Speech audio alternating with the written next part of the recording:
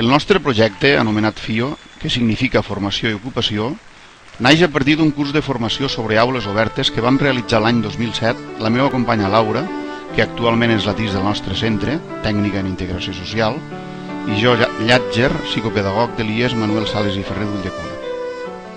El projecte FIO es basa principalment en dues de les diverses experiències que varen conèixer durant aquest curs. Ens referim d'una banda al projecte El fil de quart de l'IES El Foix de Santa Margarida i els Monjos i d'altra banda al projecte Aprenents de l'IES Alexandre Galí de les Roquetes de Sant Pere de Ribes. La finalitat que perseguim és facilitar a qualsevol centre d'ensenyament secundari que ho sol·liciti els passos que cal seguir per dur a terme un projecte de diversificació curricular. El motiu pel qual hem engegat una experiència d'aquest tipus és aconseguir una millora en el funcionament de l'aula oberta que pretenem assolir reduint el professorat, adquirint uns coneixements i unes competències adequats per poder cursar un cicle formatiu de grau mitjà i amb una formació pràctica a les empreses per a iniciar-se al món laboral i, si s'escau, exercir un determinat ofici. Per tant, quan un centre es planteja dur a terme un projecte d'atenció a la diversitat amb la col·laboració de l'Ajuntament, ha de seguir el següent procediment. En primer lloc, cal elaborar el projecte, que ha de ser aprovat pel Consell Escolar, en el que han de figurar almenys els següents aspectes.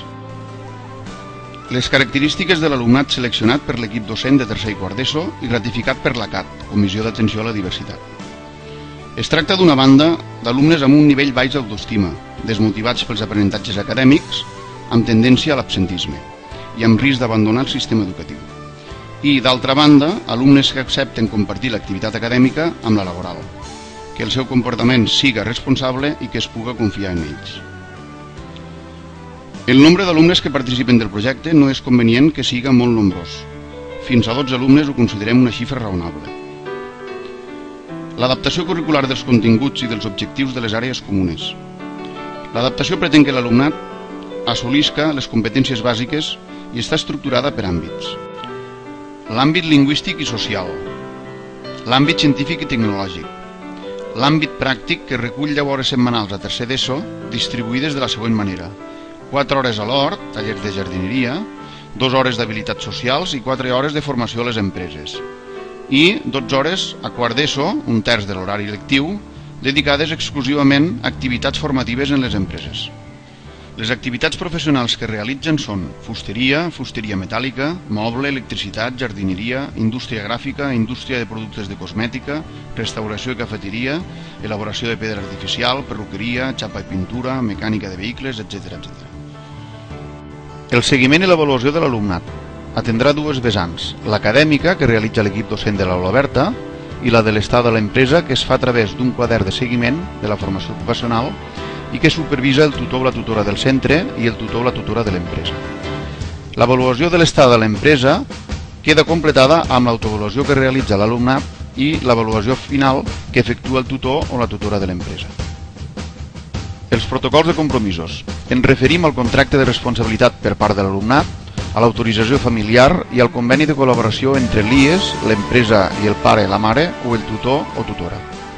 En segon lloc, cal contactar amb l'Ajuntament per estudiar la viabilitat en el municipi. En tercer lloc, cal que la inspecció emeti un informe favorable. Finalment, és necessari esperar que la Direcció General d'Educació Bàsica i el Batxillerat signi el conveni i doni el vistiplau.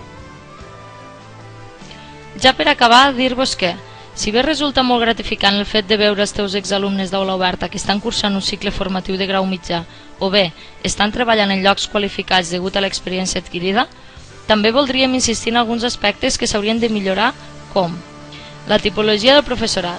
Realment, a banda de tenir una formació adequada i una determinada experiència, haurien de creure més en projectes d'aquest tipus. Per tal de dignificar l'aula oberta, seria convenient que l'equip docent estigués format per personal amb destinació definitiva al centre i, a ser possible, per algun membre de l'equip directiu.